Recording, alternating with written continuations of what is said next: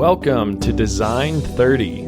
My name is Jason Bilyeu, and in this podcast, I provide design strategies and tools to improve creativity, innovation, and overall design confidence.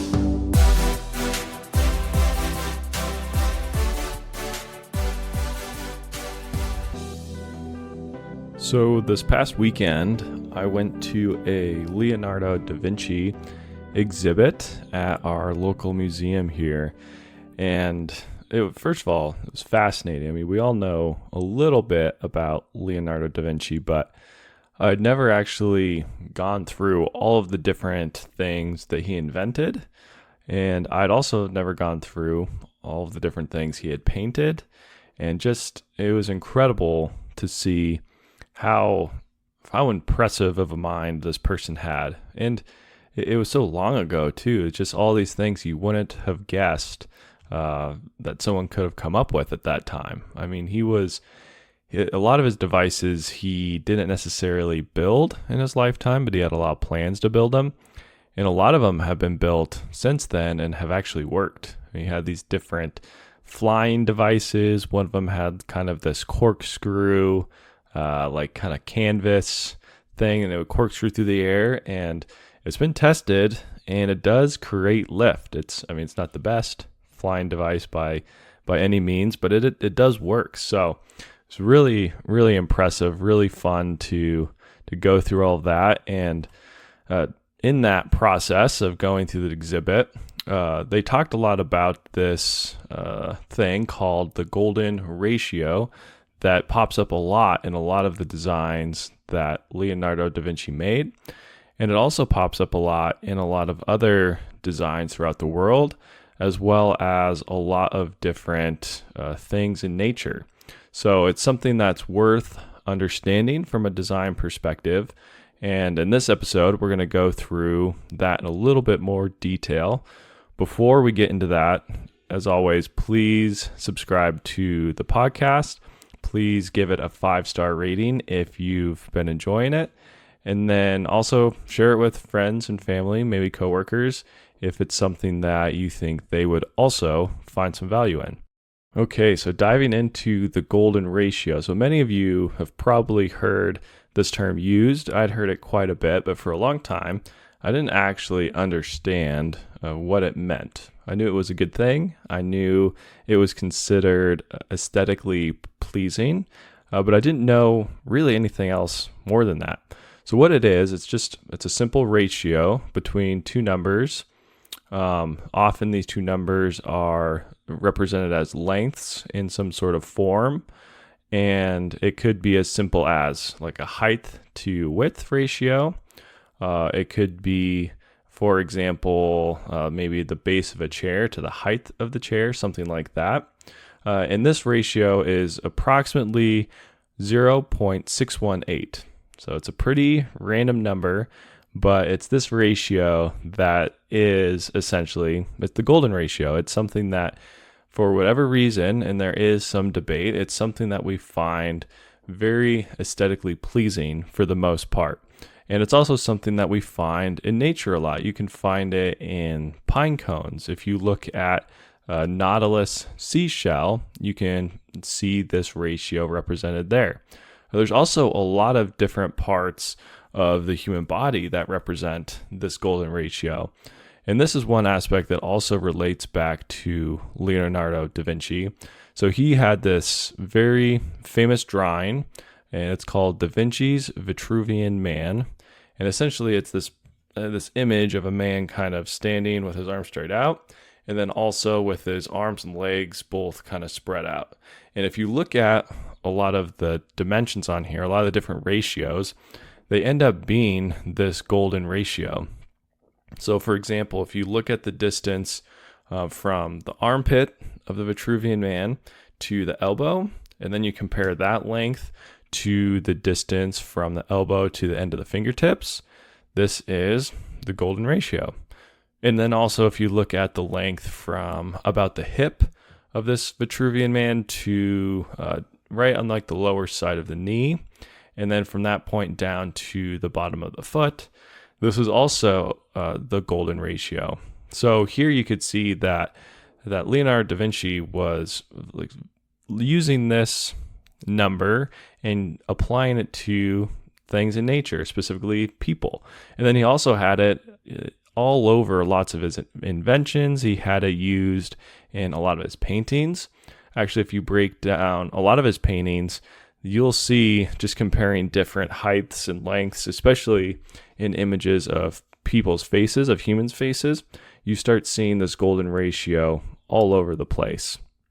And a few other good examples of this golden ratio are the Parthenon is one. So here, the height of the Parthenon, if you compare that to the width of the Parthenon, voila, you get the golden ratio. Another scenario for it is the Stradivarius violin, the height of the main body of the violin, and you compare that to the width of it. Again, right there, you get the golden ratio. So it really crops up one other really kind of fun and a good example of how you can use this as a designer in the work you do is the Apple iPod. So if you look at, especially the example given here is a very early iPod, but if you look at the distance from the bottom of the iPod to the bottom of the screen, and then the distance from that point up to the top of the iPod, you also see this golden ratio. And it's very pleasing, very aesthetic design. So you can see there, that's most likely, not by accident, that Apple had this idea in mind. And it's something that you don't necessarily want to force into your designs. There's times where you could try to force into something and maybe it would look a little bit awkward or be, just not quite feel right. But if you're dealing with rectangles or you're dealing with lengths that are very close to this golden ratio, it's definitely worth looking into. And so I want to read just a few paragraphs from this book, The Universal Principles of Design, that will help give you just a little bit more understanding of this golden ratio and of when to use it, perhaps when not to use it.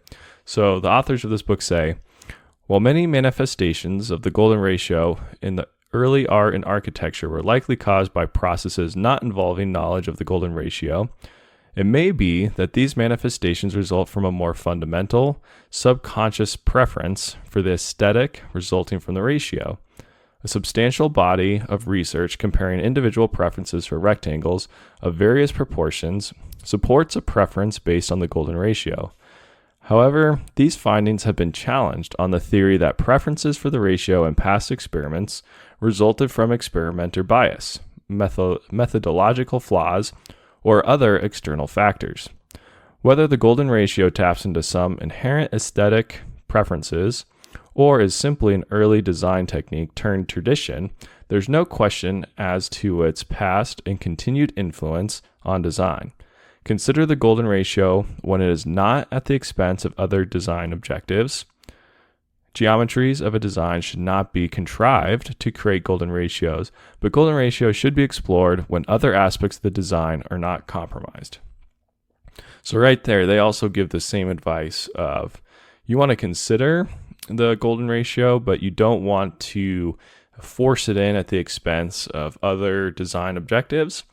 You also don't want to try to make it look contrived. There's ways that you could, again, force it in that just won't look natural. They won't look good. So just because it's the golden ratio doesn't automatically mean that it will be an aesthetically pleasing product. So there's still definitely some nuance to it. There's still some taste involved that you're going to have to work through that as the designer with your design team. And then it's also, they bring up some interesting points about they're not sure, even though this is found in nature and it's found in a lot of other architecture, designs, things like that, it's not necessarily a fact yet that this is inherently aesthetic. It could be the case that it was actually more of just a tradition of how people built things, or some of the experiments that we've done recently that show that people prefer it. There could have been some bias also involved in that experimentation. So this is by no means something that is 100% accepted. There are definitely some people who would push back on that idea, but it's fascinating to see how often this ratio does come up. And so I encourage you, if you're looking at ancient architecture, you're looking at old product designs potentially, and even looking at a lot of different things that you find in nature, look for this golden ratio and see if you can find it, because it's pretty fascinating how often this number will come up. And obviously when you find it, it's not going to be this exact 0.618, and that decimal goes out even farther.